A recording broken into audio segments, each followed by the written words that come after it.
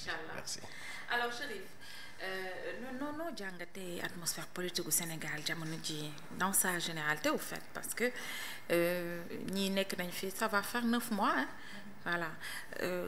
ak léegi ndax gis nga ay amélioration balaa ñuy ñëw ci cas précis bi nga xamante ne mooy actualité bi noo ko jàngatee. En fait damay ñëw juste rek def benn historique. Lorsqu'on était dans l'opposition le Pastef lorsqu'il était dans l'opposition daam lu ñu doon xeex tenir benn pro mooy le système. Mais du coup dama dem ba comprendre au Sénégal il y a deux systèmes il y a ce qu'on appelle le système politique et le système sociétal. maanaam le système politique mooy le régime qui est en place day mettre en place day ñëw emporter benn système boo xamante ni quand ça n'arrange pas l'opposition dina ko contester. boobu mu nekk un anti-système. Et durant 10 ans ñoom toog nañ fi xeex ko. yaakaar bu ñëwee dañuy am rupture mais de ce fait constaté loolu mais pourriture la ñu constaté. am benn système boo xamante ni dafa défavorable pour certains et favorable pour d'autres. muy système boo xam ne dañu ko tënk sur 3 aspects. mooy l'apprentissage la qualification et l'éducation il y a certaines mooy xam sax dem nañ boo dañ koy utiliser mënutuñ ko en wolof di jéem a lëre yenn société boo xamante ni c'est des fois ñoo xam ne mënuñu comprendre yenn mooy donc je me dis que ni régime bi fi nekk en place am na lu ñu promettre am lu ñu waxoon Sénégalais mais depuis loolu ñun constaté ñu ci dara peut-être leen lañ gis muy chasse aux sorciers voilà. chasse aux sorciers lañ soxla. D'accord alors Aminata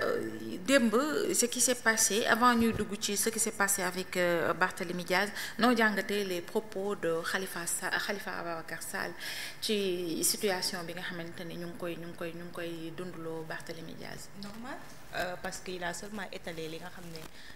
mooy sa colère comme il dit c'est une énième forfaiture bi nga xam ne mu ngi dal ci seen kaw ñoom waa Taxawu Sénégal parce que radié ko de l'Assemblée nationale là on veut l'éjecter de sa chaise de maire de Dakar fi nga xam ne ce sont les personnes qui ont élu démocratiquement le président Bassirou Diomaye Faye qui l'ont élu comme on dit Barth n'a pas été élu par les conseillers municipaux mais il a été élu par les Sénégalais directement kon c'est pas normal tey ñu bëgg a toog bu teg ko ci lenn lu dul politique pour éjecter ko de sa chaise moom xam nga sax Khalifa Sall ak Barth ñoom seeni mbir ndax yamul bokkul parce que moom dañ ko dàqoon foofu parce que il était condamné pour détournement de deniers publics mais Barthélémy Diaz il a été condamné pour délit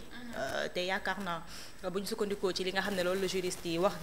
article 277 bi ñu jàppandeku il est devenu inopérant au moment où le conseil constitutionnel a validé li nga xam ne mooy la candidature de Barthélémy Diaz kon bu fekkee tey dañoo ngemb Bayna Gueye bu mu jukk dem dugal li nga xam ne mooy recours foofee ca préfecture te dégg naa du préfet bi sax moo signé li nga xam ne mooy décision bi mais adjoint préfet bi moo ko signé alors là il y a quelque chose parce que démb j'ai eu à avoir un gars de Taxawu il était là démb moom moo ma expliqué que ni ce n'est même pas le préfet mais adjoint préfet bi moom moo signé li nga xam ne mooy décision bi que Barth est démissionnaire il n'est plus conseiller municipal alors ki nga xam ne mooy Khalifa Sall yoon la mu génn taper sur la table voilà c'est quelque chose de normal. Chérif noo ko jàngatee li nga xamante ne mooy la sortie de Khalifa Sall. voilà ñu permettre ñu éclaircir sur benn point. parce qu'il y a de cela quelques semaines. ñu ne Khalifa Sall ak Barth am na benn division bu am seen diggante. ba Barth a créé un mouvement. c'est juste day confirmer la loyauté de Khalifa Sall envers Barthélémy Diaz. et aussi c'est tout à fait normal ndax dañoo nekk dans un pays muy le Sénégal où les principes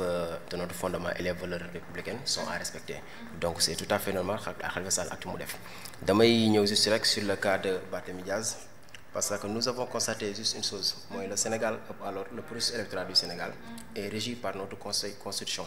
te ci constitution boobu noonu il y a des lois et des règles qui sont supervisées par ce qu'on appelle la Sénat muy commission des élections nationales autonomes te encadré par le code électoral donc si décision bu Amina wax tout à l'heure signée par l'adjoint du préfet la constitution l'a démenti le code électoral l'a démenti le code général des collectivités territoriales l'a démenti et légitimement aussi ñun dañ ko démentir et pourquoi dañ ko démentir si je vois tey ci benn stagiaire qualifié dañ démontrer toog di ñu jox des leçons politiques et des leçons morales dama naan dans quel pays sommes-nous mais c'est tout à fait normal aussi bu ñu amee en face de nous un régime despotique qui conteste qui est la voix discordante qui conteste la vérité donc genre actuel lañ fi am man je me dis que ni c'est du naaféqisme di jubal jubanti maintenant ñëw beneen aspect loolu mu nekk analysé sur 3 aspects mooy l'aspect juridique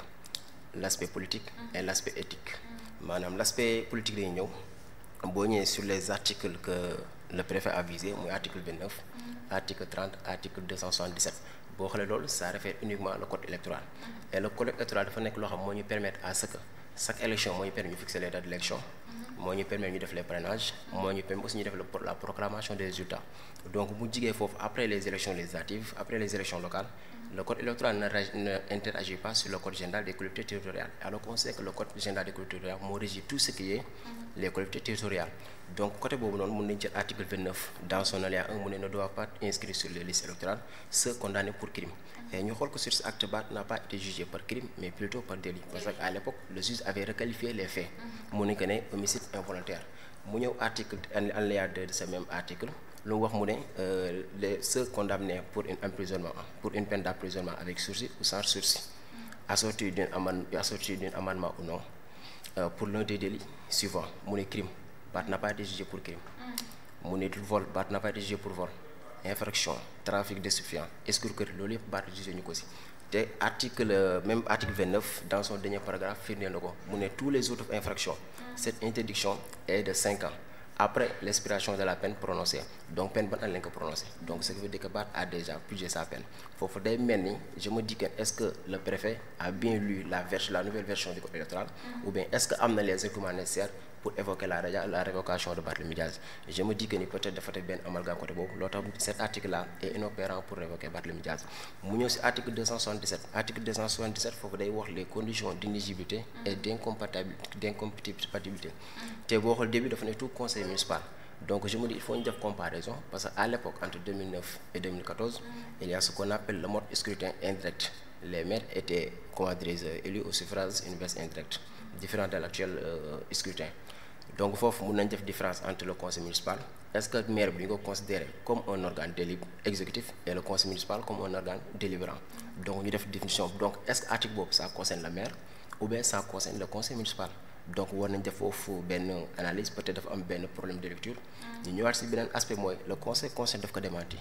parce que bu ko dee lors des élections législatives passées il y avait un certain gars bu introduit benn recours sur le cas de Barthélémy Dias lan la ko tontu daf ko ne la saisine pour l'inéligibilité de Barthélémy Dias est exclusivement attribuée au ministre chargé des élections c'était le ministre de l'Intérieur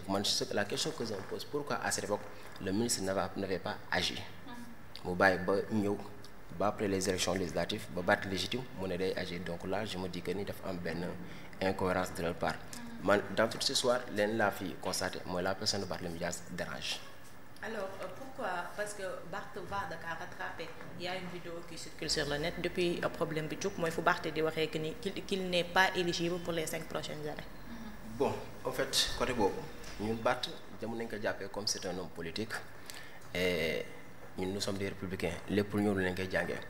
mais ba mu ko wax peut-être il s'est référé du code électoral de 2021 alors que le code électoral a été modifié. Voilà peut-être amuñu son parce que la majeure partie des gens la dernière fois j'ai écouté un maître qui est passé je ne sais pas Bakar Diop mu ngi doon lire en plein plateau di wax article code général 2021 code électoral 2021 bi donc ce qui veut dire que ni man leen laa gëm mooy bu nekkee dans un milieu politique il faut toujours mettre à jour ce répertoire pour que mën a am yenn yi mais ñun nous savons que Barth est légitime raison pour laquelle nous participons à ces élections législatives passées. Mais légitimité Barth aussi ça laisse un peu perplexe ci boppu sénégalais yu bari xam nga lan moo tax parce que aujourd'hui su nekkente ni loo xamante ne la rek maanaam jaarul ci yoon wala gis nañu ni nu mu tuddati am na ay articles yu ko encadré ba loolu warul am pourquoi est-ce que le préfet bi di jël nu mu tuddati sax responsabilité wu vraiment ni ko vous êtes démissionnaire ñun on ne comprend pas vraiment te article 277 bi quoi qu'il puisse arriver même su nekkente ne am na lu mu leen may ñoom am na foo xamante ne xëy na dañ fa war a yem ci article bi mais dañu jël lépp au fait est-ce que aujourd'hui tey ñun ñi juumuñu ñun sénégalais yi nga xam ne dañu porter peut-être naan jaay doole wala yooyu nga xam ne dañ ko fi doon xeex autant est-ce que juumuñu benn instant ci kaw Barth. Bon dama jàpp ni le préfet il a été dicté par quelqu'un mais il n'a pas agi de son propre gré parce que pourquoi le préfet n'a pas appliqué l'article 135 du code général des collectivités territoriales qui a été clair là-dessous mu ne la révocation est le droit si le maire ou tout autre conseil est condamné pour crime ou toute autre faute lourde dans l'exercice de ses fonctions mooy détournement de deniers publics. Donc je me dis que ne là le préfet n'a pas agi de son propre gré, mais le sous le dictat. Mais article boobu régirul délit en fait te Barth n'a pas commis de malversation. Voilà raison pour laquelle bu ñu xoolee tous les articles là bien c'est que ce soit boo demee dans la constitution boo demee dans le code électoral dans le code amul benn article buy wax illégitimité de Barthélémy Dias. Pleinement mooy lu ma ko waxee tout à l'heure mooy Barth politiquement il dérange parce que boo xoolee parfois ces temps-ci la majeure partie des gens parce que bu ñu génnee léeg la ñuy wax le budget de la ville de Dakar 60 milliards nous savons tous que ne ñoom ils ont fait 9 mois je ne sais pas 8 mois Barth a fait 2 ans mais ces 2 ans bu ñu jël di comparer entre maire de la ville de Dakar et un état central sur un bilan c'est grave alors que l'état central a un budget le maire a un budget sur ce budget là Barth c'est un homme social ba mu fi ñëwee ba léegi tout à l'heure Amina wax na ko des bourses sociales li ñu na ko des prises en charge et aussi ñoo xamante ni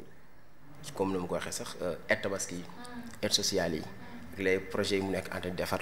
donc loolu yëpp xam nañu d'ici 2 ans les prochaines années à venir Barth va déranger peut-être il se profite de cette occasion pour éjecter Barth de son feuille de maire. Mais est-ce que vous n'êtes pas en train de faire un amalgame vous aussi? Non. Comment on peut comparer une mairie ak une république? Parce que tout un pays. Tu sais pourquoi? Et Sénégal dañuy wax le mot développement et nous savons que une personne ne pas nous savons que une personne ne pas développer un pays mais c'est la cause de tout un chacun. Barth dem na ba nekkatul le maire de Dakar mais c'est le maire du peuple parce que mu ngi intervenir ailleurs donc loolu ça dérange l'état central. Est-ce que c'est pas ça le problème. Voilà xam nga bu ñu leen nit yamal fii la sa zone yam xam nga am na ñoo xamante ne waa am na fu ma demoon ma ne leen xanaa amu leen mairie mu ni ma léegi suñu liggéeyu mairie bi de man leen kon kan moo war a sa compétence su mairie bi yegsiwul fii man leen kon maanaam compétence su kan la war a doon est-ce que Barth aussi en voulant vraiment trop plaire il n'a pas peut-être def loo xamante ne xëy na ça dérange les gouvernants xam nga sama yaay mooy faral di wax ni jaan bu ndaw day làqatu ba mu nekk mag sinon ñu faagaagal ko. Barth est-ce qu'il n'est pas à l'origine de tout ce qui lui arrive très sincèrement parce que aujourd'hui su nekkante ne dañu dem ba benn moment boo xamante ne li ñuy xalaat ñun nekkatul ni c'est le maire de Dakar mais c'est l'homme politique ça devient grave quand même. En fait tey jii bu ñu jëlee par exemple la République ñi ko yor tey jii nii. Au début ils nous ont proposé un projet ne solution la ñu wax avant solution ñëw ne projet dem ba certainement proposer un référentiel boo xamante ni peut-être il n'était pas prêt pour présenter le référentiel mais dañ ko def dans la précipitation alors que Barth en 2022 il n'avait pas fait de promesse dañ ko wax la mu ne damay def l'investissement humain comme le disait Senghor mu ne la condition sine qua non toute planification efficace c'est l'investissement humain non pas l'investissement fait sur l'homme mais l'investissement fait par l'homme. Barth xam na ni ñun on est des politiciens quand même avant tout d'abord. Même Barth su fekkee c'est le maire de Dakar mais c'est un homme politique te à l'époque taxaw n'était pas taxaw Sénégal mais c'est taxaw Dakar donc n'oubliez pas ça aussi il faut que ñu jël en compte dem nañ benn moment soxla nañ benn visibilité au niveau national international donc c'est tout à fait normal Barth génn en dehors de Dakar wane ses réalisations intervenir à Touba intervenir à Ziguinchor c'est tout à fait normal parce que avant tout d'abord on est des citoyens donc loolu je vois que ni ça ne doit pas déranger l'État mais au contraire daf ko apprécier Sénégal parfois lan moo ñu yàq mooy acte politique. Gis nga pratique bi ñun je pensais que ni Pastef bu ñëwee en certain moment dafay jeex parce que ñoom lu ñu subir yëpp lorsqu'ils étaient dans l'opposition dugal nañ leen prison def nañ lépp donc bu ñëwee di defaat loolu même chose sur l'opposition bi ça devient de plus en plus pire te aussi ce qui est grave mooy ñoom parewuñu pour jël le pays ils ne sont pas prêts sincèrement parler parce que tey gis nga réew caaxaan yoru ko ay wax yoru ko tey y a des départements y a des secteurs le même secteur de l'économie il y a ce qu'on appelle tey jii nii en l'économie le TECAM taux de croissance annuel moyen vous savez que Macky Sall lorsque bu ñëw Sénégal en 2012 dafa fekk le TECAM à 3,1% mu ñëw jusqu'en 2017 yóbbu ko à 6,1% je ne sais pas entre 2017 à 2018 mu yóbbu ko 10% ce qui fait que bu ñu duggee Covid mu am crise mais ñoom ba ñëwee tey jii lépp lu ñu jël mooy domaine fiscal te fiscalité ne gère pas un pays def nañ ko tout récemment la presse et man j'étais pas d'accord. Parce que tey boo demee sur le régime fiscal il y a ce qu'on appelle non si tu sais pourquoi man je suis parce que tegguñu benn pas boo xamante ni c'est convaincant.